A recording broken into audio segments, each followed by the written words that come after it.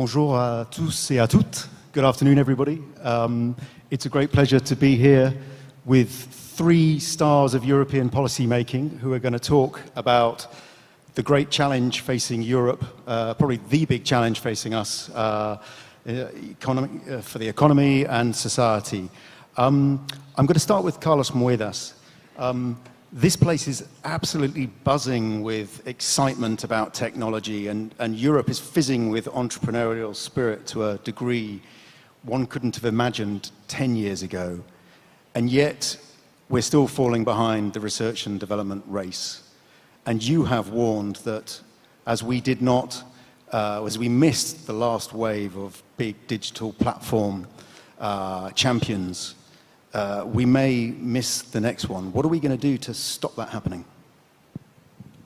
Thank you so much. What a pleasure to be here with everybody in Paris and with my great colleagues. I think that we really lost the second wave, as Steve Casey puts it, the second wave of innovation. Europe was the best in the first wave. We created the infrastructure of internet, the Nokia, the Siemens, that was European. The backbone was European. On the second wave, we lost it, the digital on the top of the physical. And so the question sometimes people ask me, but how will Europe create the new Facebook or the new Google? And I say, but it's not about that, because the new Google or the new Facebook will not be Google or Facebook. And so that third wave will be for me about deep tech, about interdisciplinarity, disruptive innovations that will come from different disciplines at the same time. And guess what? I think that Europe is extremely good at that. I mean, when I go around to look at the deep technology, the scientists in Europe that are doing it, they are fantastic. Actually, I go sometimes to the United States and I meet the Europeans that are the scientists that are there and in China. And so I think that if we want to get that third wave, we will really have to invest heavily on those deep technologies, which for me will be quantum technologies, quantum physics, will be the artificial intelligence, the way that we will find these new ways where biology will get in the digital. And so that's what we're doing, and that's why we have proposed to the Parliament and to the Council to invest in Europe 100 billion euros exactly on those intersections of all these disciplines. Do you think the marriage of deep science, if you like, and innovation, business innovation, is something that Europe can use to its advantage, or do you think Europe will actually struggle to make that merger happen? I think that, you know, the stories of the big scientists today in Europe, they are always at the intersection. You know, you look at someone like Fabiola Gianotti, she's the Director General of CERN. Fabiola, very young, she had to choose in between being a piano player, a pianist, or a physics scientist. And I think that we have in Europe that DNA of being in between the disciplines. That was the story of science of Europe. And even if you look at really what we do in terms of papers and scientific articles, we really know how to exploit that asset, which is diversity, different languages, different ways of thinking. So I'm very positive about that future. Pierre, we will come back to the European Union funding for research and development a bit later, but to what extent is innovation actually just driven by fundamentals and basic economic readiness? We still, you clearly need fiscal stability, you need a moderate growing, a good, strong growing economy, but you also need a completed single market, a completed capital markets union. These are things that are still very much work in progress in the EU. Can entrepreneurs really, can they see opportunities in that now, or do you think the progress has been really lagging? Let me first tell you how happy I am to be here. This very impressive VivaTech event with my two colleagues and friends, and we are there to prove that Europe is also a team, that the European Commission is a team, and we really work as friends and in a team. The economic situation in Europe right now, I would say, is better than it used to be. We're out of the economic crisis. We've got growth all over the place in each and every 28 member states. So the rumors of this or that recession, I think, are not founded. We have reduced our deficits, clearly, almost everywhere. Our public debt is also being reduced. We are creating a lot of jobs. We never had so many people employed in Europe. I'm not talking about the quality of those jobs, which is, of course, unequal. And so there are rather good news, even if we are vulnerable. Vulnerable because our potential growth is too weak, too low, because also we are the most open economy in the world, so that trade tensions are a threat to us. And well, there are bad news coming from China, US, rather better news with the fact that there are 6 more months for the European cars and for a debate with the US. And as you said, we need to have at the same time sound macroeconomic fundamentals. I think we have it, but we need to be more dynamic than we are. We need to have a single market. That's why this Commission has started, I would say, working on a digital single market, started working also on the capital market union, and I think those two elements need to be clearly among the priorities of the next Commission. And lastly, we need to have financing. Carlos is the man with 100 billion euros. I'm not going to say I'm the man with 650 billion. We're the team with 650 billion. Why? Because when we came into office, we could see that the problem with Europe was an investment gap. Investment gap with the past. We invested 20% less than in 2008. An investment gap with our competitors. And we had to reduce that gap. And we did so through the Juncker plan, the Strategic Fund for Investment, which is 350 billion euros investment more. And this is not about only big projects. It's about 945 SMEs in Europe. Just in France, it's for 200,000 SMEs. It's 68 billion euros. And we think that this is a success and we need to prolong it.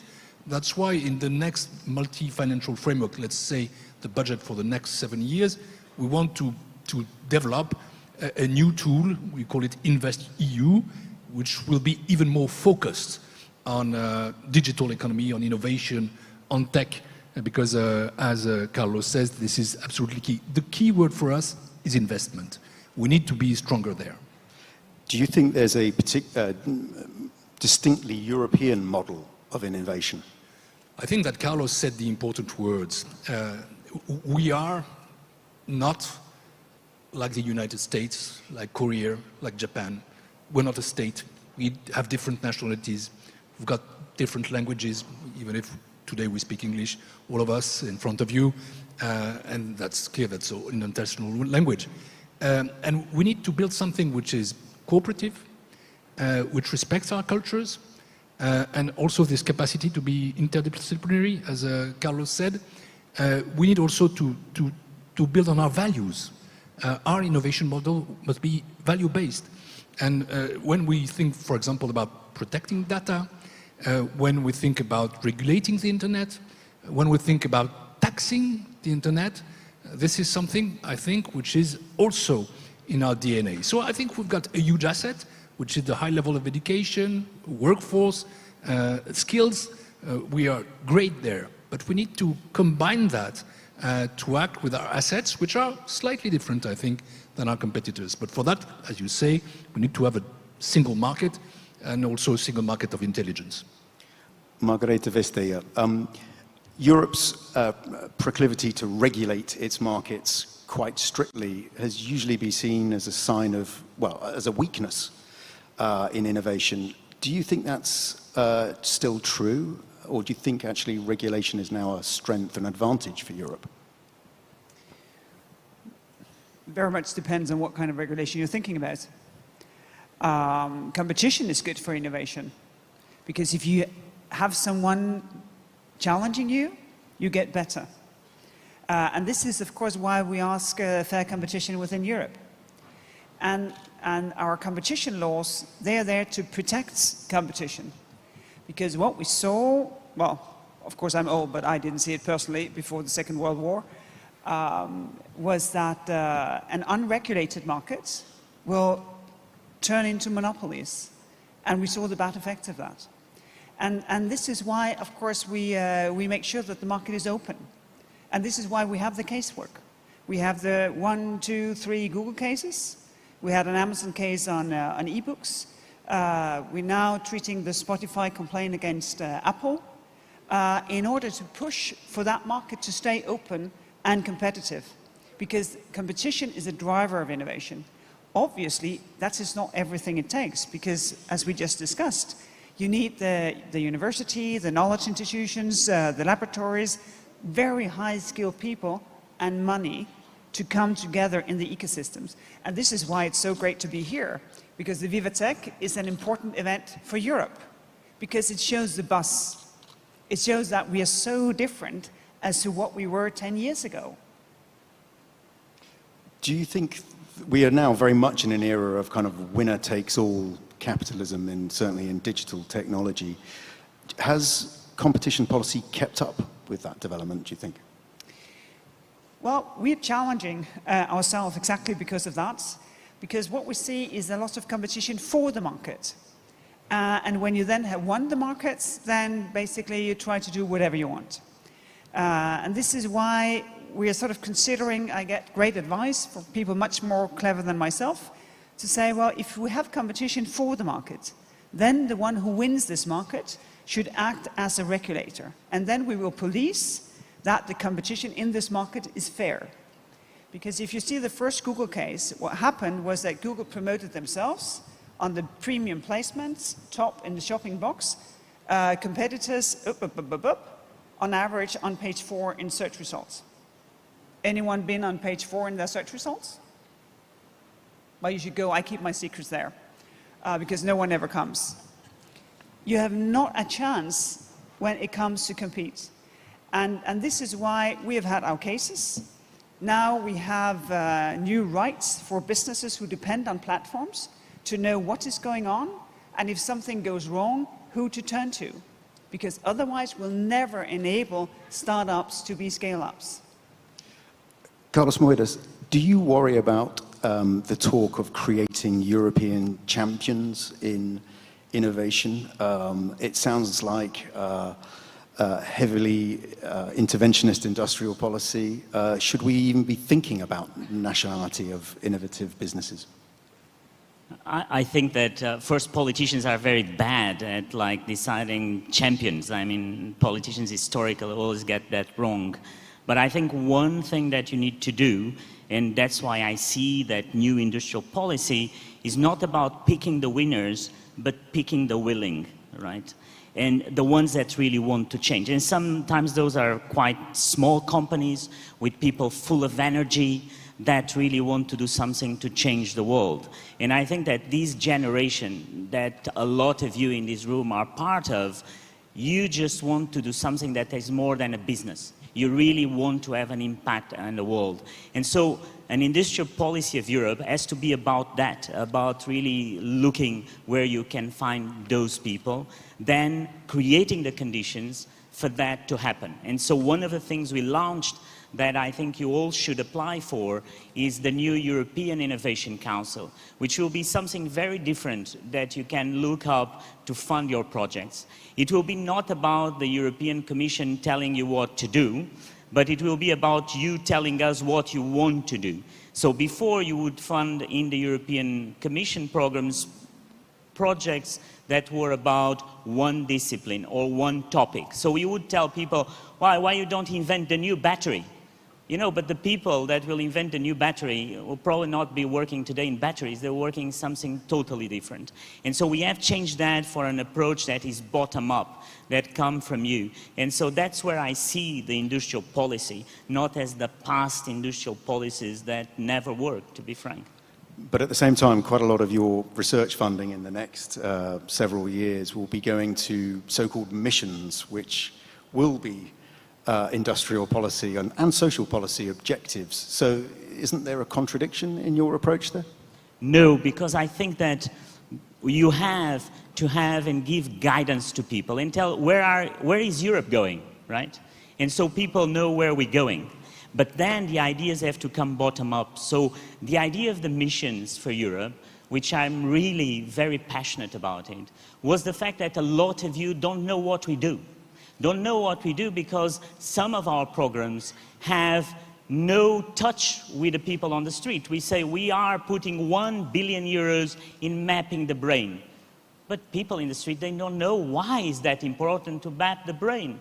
But if I tell you that the mission of Europe is to cure Alzheimer or to cure dementia, then you understand what's the purpose of that money. So I created these missions to exactly have the top-down effect of saying, look, we are going to fight against climate change, but I'm going to not tell you how you do it. You're going to give me ideas how you're going to do it. And so it's a mix of the two. So a mix of the idea of Kennedy, like the moonshot. When Kennedy said, I'm going to put a man on the moon, was not about putting the man on the moon, to be frank. Actually, the biggest things that got out of the project were not related to the man on the moon. And so that's what we're trying to do, is this mix in between the two that will create value and help people like you in the room.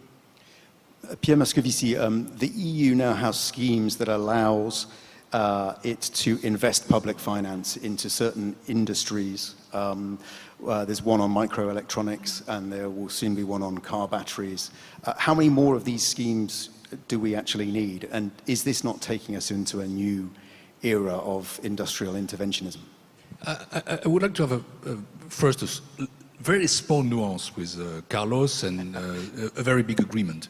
The small nuance is about the fact that politicians never were capable of creating giants. That's not absolutely true, because if you look at Airbus, if you look at the space, we have been in the past capable of doing so.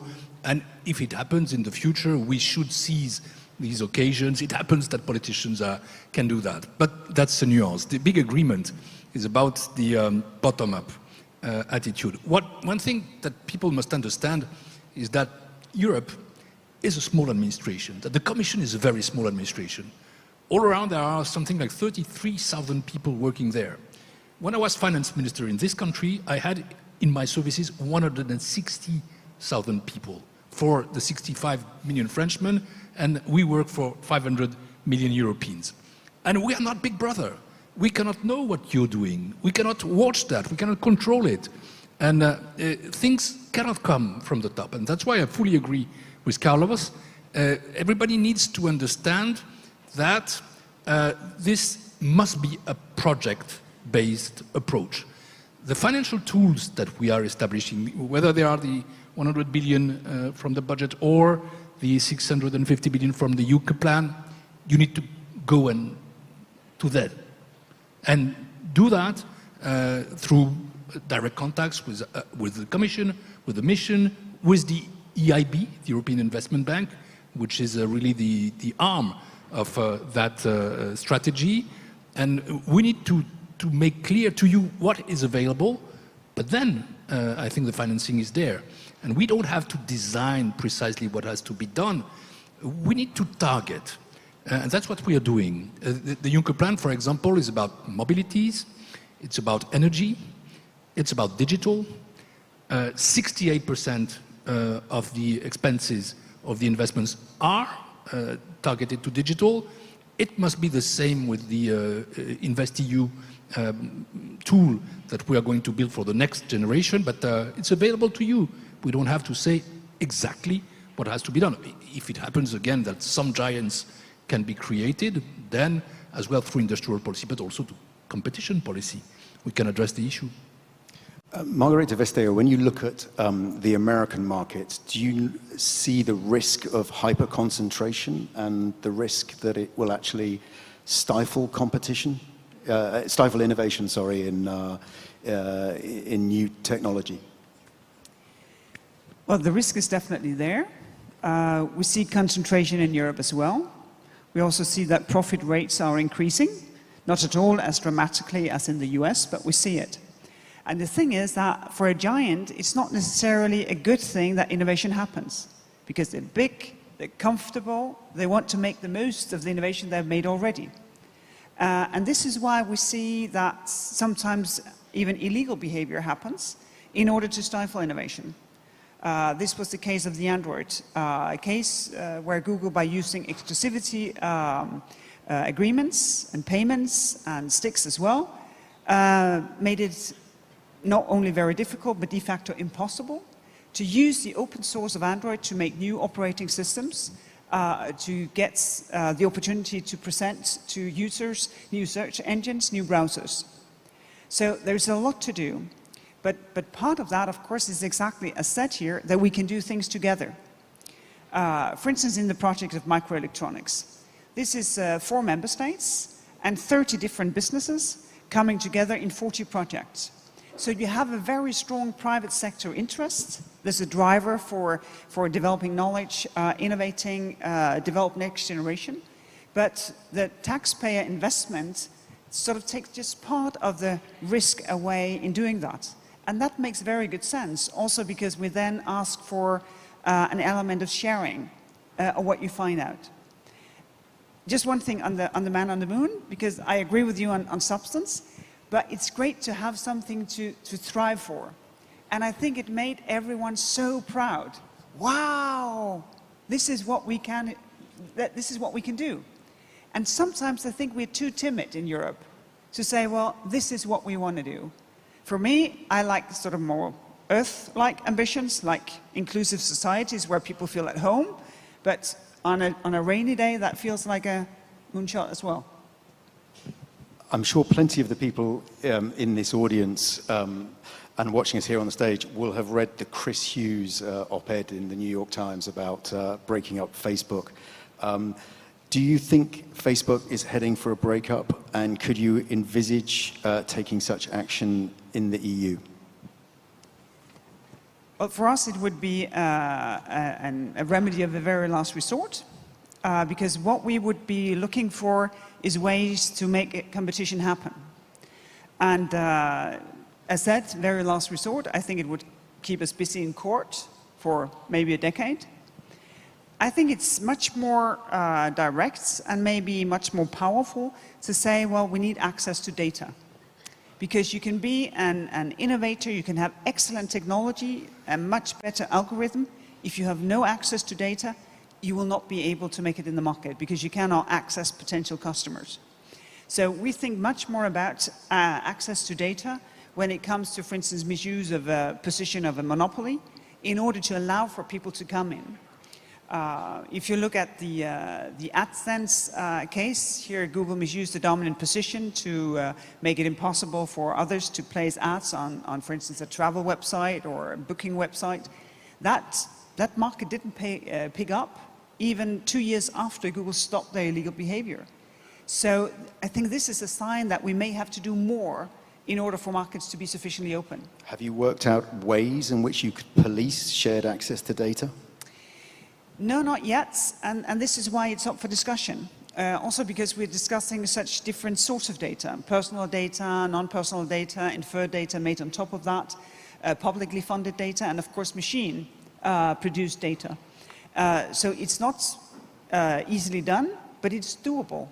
And that is where I find the promising thing, because we need to share more data, also to do the AI projects, to do the autonomous driving, to do the things that we would want to get the positive sides and the promising sides of technology. And just coming back to the microelectronics and batteries type interventions, public sector interventions, do you see these as becoming routine across different technologies, or will they remain sort of fairly rare, do you think? I don't think it will become routine, because basically here there is a sign that the market is not working. None is willing to take the risk to push for the next generation here.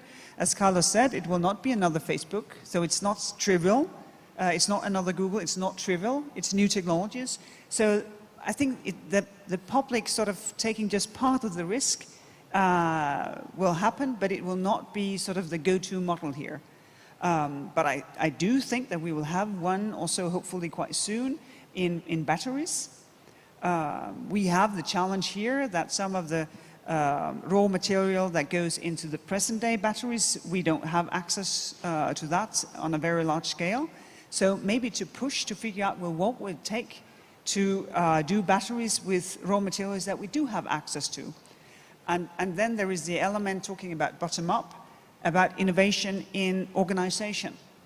Because very often technology is great, but you need to reinvent your organization in order to make full use, and also to do that in a societal scale. And this, of course, is also a push that we need. Pierre, you touched on it earlier on. How do we ensure that the new shift into new innovative technologies doesn't entrench inequalities? Perhaps one, I wouldn't say unique, but European characteristic perhaps that we've seen so far is a pushback against technologies when it affects people's livelihoods. Perhaps we haven't seen that so much in the States or in China, for example. So what do policymakers have to do to ensure that it's inclusive? Inclusiveness is precisely the word I was going to pronounce first to start answering you. It's clear that technologies are changing society, that it potentially creates as well inequalities and opportunities. And that our task is to promote opportunities, to finance projects, but also to tackle inequalities if we want to have a fair society. For that, I think the first thing is about skills, it's about training, it's about education, it's about innovation itself, it's about research. We need to bring the people up to the capacity of facing the challenges of this new economy. Another way to tackle inequalities is to make sure that this economy, this tech economy, digital economy is dealt with on the tax base exactly as the rest of the economy. And I want to be clear on that because that's a big debate about taxing the digital economy. This Commission in Europe is certainly not anti-digital. All the projects we're building through financing on the digital single market are pro-digital. And we want to be the most competitive economy in the world. That was 20 years ago, the strategy of Lisbon, dear Carlos, and we are not yet there, obviously. But we need also to have fairness. And that's why we cannot stand that the multinationals don't pay their fair share of tax where they create profits and value. If I compare, I would say, traditional industrial sectors, taxation on corporate, and digital economy for the giants, I see 9% on the one hand for tech on average, because you found very different cases with 0%, which is, of course, a disguised state aid. On the other hand, you've got 23% for the rest. And that's why we need to create also the corporate taxation of the 21st century, which is based not only on physical presence, but on digital presence. We tried that at the European level. We didn't precisely succeed. We've got now national taxations, but we need to work on it at the global level. And that's what we are going to do in OECD. We're going to do that in G20. The meetings of the Japanese presidency in Fukuoka first and then in Osaka are very important. But again, there are things words I don't use personally. I never speak about a GAFA tax because it's not anti-GAFA. It's for all the companies with turnover which is over 750 million euros, and that represents something like 180 companies and not 4. I don't want that to appear as something which is protectionist. It's not the case. Now we're working also with our American friends at the global level, and so it's a way also to tackle inequality, not at the level of individuals, and that is about mostly skills, training, capacities, but at the level of firms themselves. Carlos Moedas, do you worry about the message that the digital tax debate sends to entrepreneurs in Europe and outside Europe looking in? No, frankly not. I think that it's about fairness. And if you want to tackle these problems of inequality, you really have to tackle these unfairness in between the physical world and the digital world. So I think it's good for everybody. But we have to be able to do it together. It cannot be one country doing it because it doesn't work. And so it's important that everybody pays its fair of taxes and its fair share of taxes. And if you don't do it, you're really creating a bigger problem, because innovation is about fairness and that everybody has an equal opportunity. So I don't think there's any impact on innovation unless countries decided to do it one by one. And then you have competitive disadvantages created by that. But if we are able to get together and decide on it, I think that is important also for innovation. So it's not about digital or physical tax, it's about the fairness in between the two. And what about if Europe goes ahead on its own with a digital tax of this nature? Inevitably, it will be seen as a protectionist measure, a measure targeting American companies.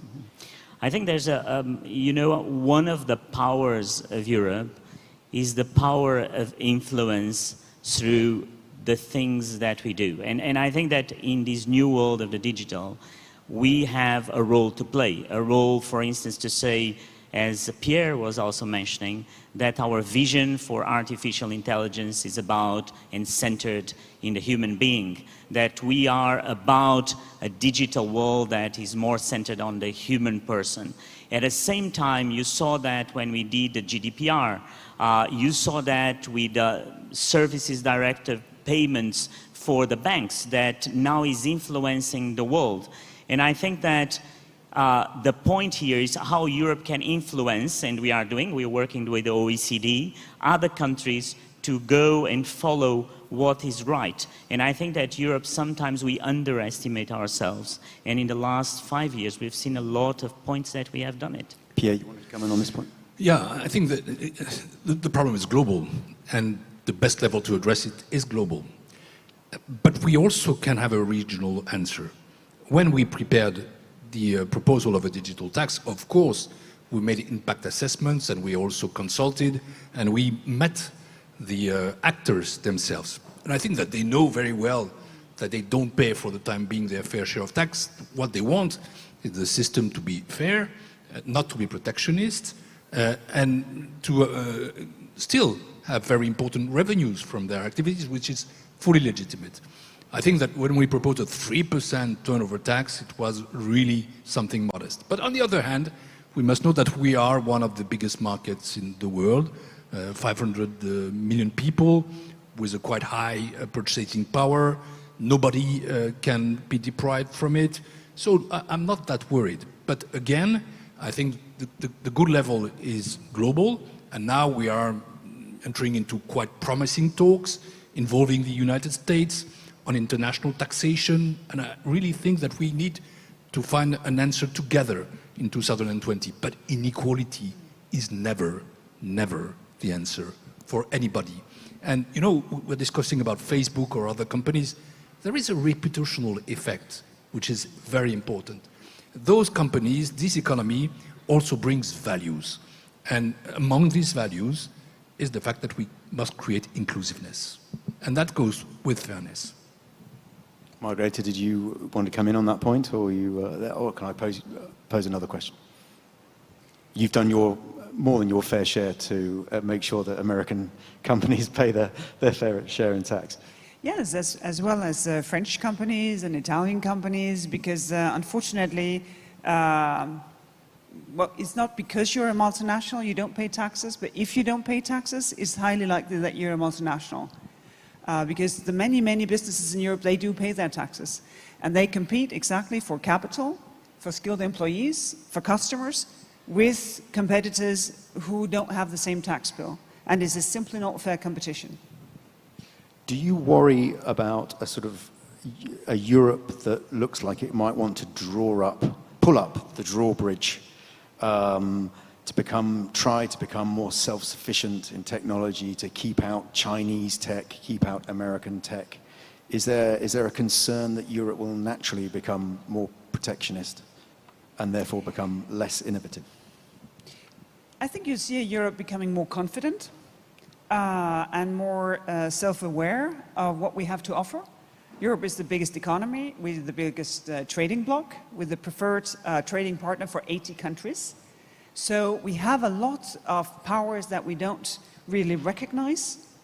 I think it's important that we develop also the European markets because we're in an industrial revolution, and as Carlos said initially, we haven't seen the end of that yet. With quantum computing, full use of blockchain technology, or the biosciences coming along. I think it's important that we also take care of ourselves. That we know when people come and do business in Europe that they do it for the right reasons. There is a security side to that as well. I think even now our colleague Julian King, responsible for the security union, he says that 50% of all crime now have a cyber side. So it is important to step up and to be, I think, somewhat more hard-nosed. Because when we ask fair competition of businesses doing business in Europe, no matter where they come from, we should also stand up for our businesses when they are met with unfair competition outside of Europe. And that we are in the process of doing. It was the core issue of the EU-China summit very recently. Very, very strong conclusions to address exactly these issues, to have a much more level playing field also in the global market.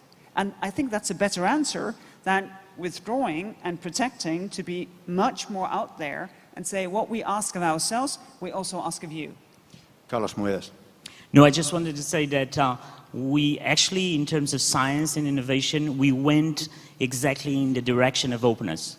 So in a world that everybody is trying to be protectionist, last year we decided with the 28 ministers of science that we would have open access to data and also open access to scientific articles, meaning that you don't have to pay to read, and that data will be open in Europe until 2020. But with that comes the responsibility of fairness and reciprocity. So when I, as a European program, I'm so open that I have a lot of Chinese and American companies in Europe that come to my program and get money for their businesses, I have to insist with my colleagues in China and the US that the European companies, when they are in China, they should also be able to go to the Chinese programs and get money for research and science. So I think that my motto in these 5 years has been open innovation, open science, and openness to the world. And it's an amazing opportunity for Europe. You have people from all over the world looking at us and saying, that's what we want. We want to do research and innovation in Europe because you guys are open. Pierre, I think we may have run out of time, but if you have a very brief final word. Oh, very brief. You know, you spoke about the risk of European protectionism, and the truth is that we are the most open economy in the world. That people consider us often as naive and not as protectionists. And so I think that we have aggressive competitors, that we must not fall into the protectionist trap, that we must still fight for multilateralism, but that we must also be capable of defending our own assets and to be not aggressive, but offensive, open, but organized. And that's what Europe must be about. Very good. Good note to end on. Thank you very much, Pierre Moscovici, Carlos Moedas, and of course, Margrethe. It was my pleasure. Thank you very much. Thank you very much. Thank you.